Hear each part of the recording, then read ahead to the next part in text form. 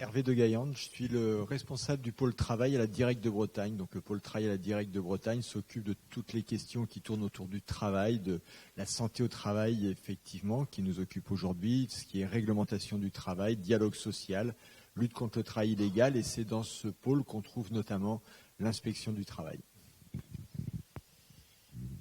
Alors dites-moi, pourquoi vous avez souhaité la réalisation d'une étude sur les accords et plans d'action pénibilité? Qu'est-ce qui vous a motivé à en savoir un peu plus, même si vous en saviez peut-être, ou vous faisiez l'hypothèse de ce que vous avez entendu en partie en tous les cas?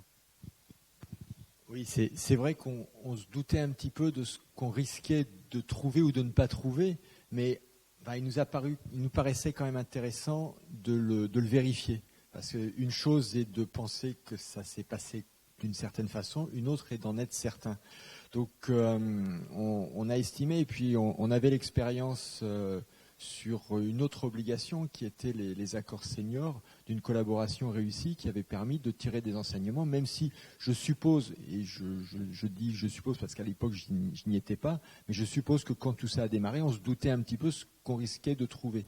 Donc on voit bien que même quand on sait où on va arriver, où on se doute où on va arriver, on a toujours des enseignements à tirer. Donc il y avait ce premier aspect.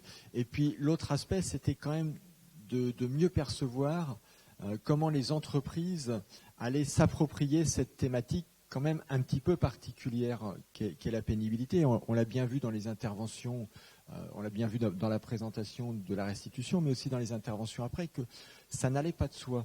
Et c'était quand même intéressant pour nous de comprendre pourquoi ça n'allait pas de soi, parce que de notre point de vue, la question de la pénibilité, c'était un prolongement naturel de la prévention des risques professionnels. Et donc, on se demandait pourquoi ce sujet ne décollait pas. Parce que par contre, on voyait bien, puisqu'on suivait, on avait la liste des entreprises qui auraient dû négocier, enfin, qui étaient susceptibles de devoir négocier. Parce que sur cette obligation, il faut non seulement avoir plus de 50 salariés, mais aussi dépasser le seuil de aujourd'hui 50%, demain peut-être 25%. Normalement 25%. Donc voilà, on voulait quand même savoir ça et puis comprendre comment les partenaires de l'entreprise allaient s'emparer du sujet. Je veux dire par là, pas seulement la direction remplir une obligation qui s'impose à elle sous peine de pénalité, mais aussi les salariés et leurs représentants, le CHSCT en particulier, comment ils allaient pouvoir investir ce sujet-là et finalement, est-ce que ça allait devenir ou pas un objet de dialogue social ? Alors, quels points principaux vous retenez alors de ce que vous avez entendu jusqu'à présent, de l'étude en particulier, mais également des témoignages?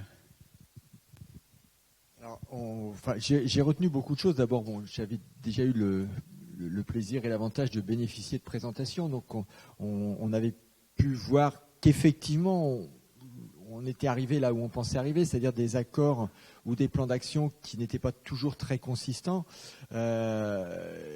avec un questionnement qui n'était pas toujours le bon, avec un sentiment pour les entreprises d'une obligation qui leur tombait dessus plutôt que d'une opportunité, même si on l'a vu notamment dans la partie qualitative, mais même dans la partie quantitative, on a vu que des entreprises s'en sont emparées. La preuve en est, même si elles sont rares, que certaines sont venues sur des risques qui n'étaient pas obligatoires, qui n'étaient pas prévus par la réglementation. Je pense notamment au RPS.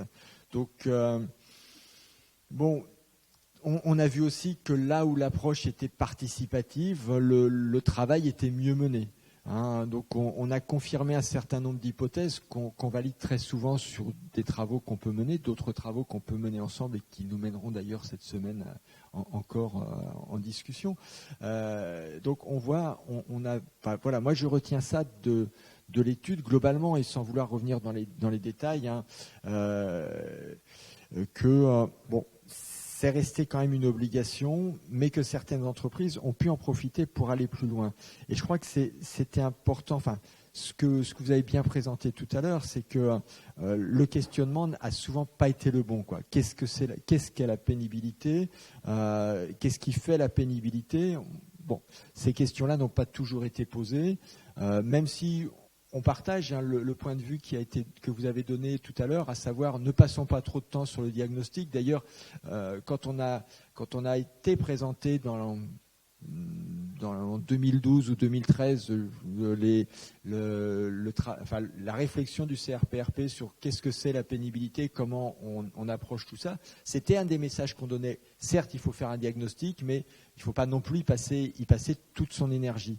Donc, ce côté-là était important. Et puis, ce que je retiens aussi des échanges, c'est quand même... j'ai pris quelques notes pendant que vous en parliez, que vous exprimiez tout ça. C'est que finalement, ceux qui ont investi sont bien retombés là où on pensait au début. C'est-à-dire que la pénibilité, c'est un prolongement de la prévention des risques professionnels. C'est une autre manière d'aborder ce sujet, mais c'est pas quelque chose de différent.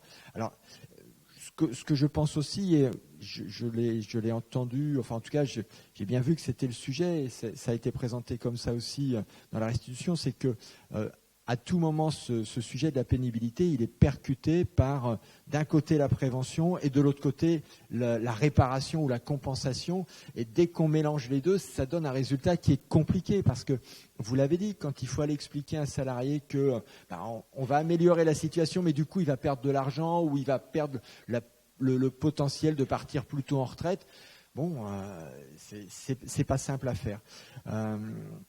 Alors j'ai bien retenu le fait que la loi était posait un cadre qui était rigide. Par nature, la loi c'est un cadre rigide.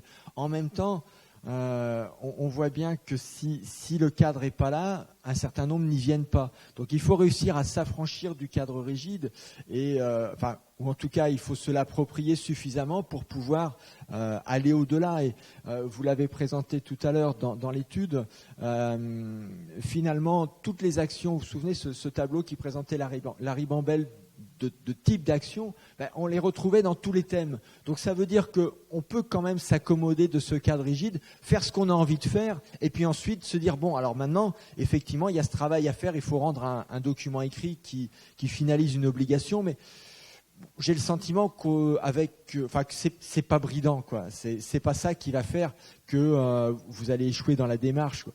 Donc je pense que le cadre rigide, il a au moins l'avantage d'obliger à venir sur le sujet, et ensuite ceux qui veulent vraiment s'en emparer, ils vont pas être embêtés avec ça. Alors évidemment, ceux qui se sont dit faut rendre un truc avant telle date, alors quand même avant telle date, c'est vrai que la loi disait avant telle date. Maintenant, je pense pas qu'on ait vu débarquer des hordes d'inspecteurs du travail dans les entreprises pour dire on est le 1er janvier, il manque un accord ou un plan d'action. Enfin, ça s'est pas passé. D'ailleurs, je crois pas qu'il y ait une mise en demeure sur le sujet de la pénibilité, où il y en a peut-être eu une en Bretagne. Aujourd'hui, on est comme tout le monde un peu dans l'attente de ce qui va survenir après. Mais voilà, moi j'ai bien entendu la pénibilité comme porte d'entrée pour traiter des sujets que l'on doit traiter, parce que c'est un sujet de performance de l'entreprise, ça on en est persuadé, et c'est aussi le discours que le CRPRP essaye de promouvoir, c'est que la prévention de l'usure professionnelle, de la pénibilité, dans un monde où, vous l'avez dit, on va devoir travailler plus vieux, donc il faudra pouvoir y arriver quand le travail est pénible, c'est un facteur de pénibilité. Alors sans doute après, l'étape suivante, c'est de venir sur la qualité de vie au travail. Comme ça, ce sera beaucoup plus motivant que de parler d'usure et de pénibilité, c'est vrai. En même temps, travailler c'est usant, mais vivre c'est usant aussi, quoi, hein. Donc c'est pas un problème que de devoir traiter ce sujet-là, quoi. Donc voilà, c'est un peu tout ça que j'ai retenu de ce que j'ai pu entendre aujourd'hui. Merci bien. Une dernière question quand même, puisqu'on a évoqué, je ne sais plus qui c'est, Vincent Richer, je crois, le plan régional santé au travail, puisque vous en pilotez l'élaboration là, avec le CRPRP, est-ce qu'il comportera des orientations concernant la pénibilité ? On en est persuadé. On attend quand même toujours le plan national santé-travail qui était annoncé pour le début de l'année, et puis finalement, un petit peu... oui. On verra si c'est bien le 3 juillet ou pas.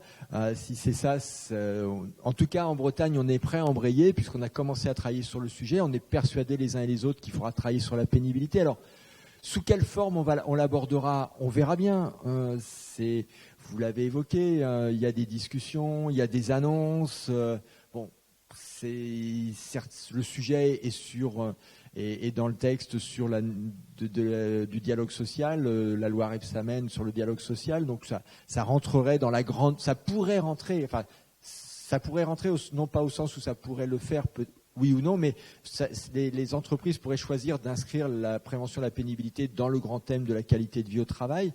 Bon, donc on présume, et je pense que là on se trompe pas trop, que la question de la pénibilité, la question de la prévention de la pénibilité, de la prévention de l'usure professionnelle, ce sera de toute façon un sujet qui va rester. Après, le volet réparation, la fiche, tout ça, bon, on verra bien ce que ça devient, mais c'est pas un sujet pour nous. Le sujet, vous l'avez dit, c'est la prévention, c'est au service de la performance de l'entreprise, parce qu'un salarié qui va bien, c'est un salarié qui travaille bien. Et je crois que ce sera notre sujet. Donc on a, de toute façon, dans les propositions du COCT qui ont été faites au ministre, et le ministre a dit, je prends tout. Il y avait la prévention de la pénibilité, il y avait la prévention de l'usure professionnelle, il y avait la qualité de vie au travail. On a des risques tels que le risque CMR, cancérogène, mutagène, toxique pour la reproduction. On a les RPS qui sont des sujets du prochain plan santé au travail, qui sont des sujets de prévention de l'usure professionnelle. Donc oui, le plan breton pour la santé au travail viendra sur ce sujet-là. Il nous appartiendra collectivement de définir comment on essaiera de l'aborder, mais je crois que l'approche, et c'est aussi le sens vraisemblablement du PST3, en tout cas c'est le sens que le COCT a proposé de lui donner, c'est que les acteurs en entreprise s'approprient le sujet. Les acteurs institutionnels ou les préventeurs que nous sommes un certain nombre ici, on doit être des outils pour que les entreprises, ou des facilitateurs pour que les entreprises, au sens chef d'entreprise, partenaires, enfin salariés et leurs représentants, puissent s'approprier cette thématique-là. Et quelqu'un l'a dit tout à l'heure, non seulement les plus grosses entreprises qui ont des moyens, mais aussi les plus petites. Et donc là, il faudra voir quels sont les relais pour que les plus petites s'en emparent, parce que c'était dans la présentation. Il y a besoin de moyens, de compétences techniques pour traiter du sujet. Michel Petitot l'a dit aussi. Il y a certains sujets qui sont extrêmement complexes, et ça ne va pas de soi que de les traiter dans une petite entreprise où le chef d'entreprise fait beaucoup de choses, même si dans les grandes, il en fait sûrement aussi beaucoup, bien entendu. Merci beaucoup. Je vais vous demander de rejoindre la table ronde.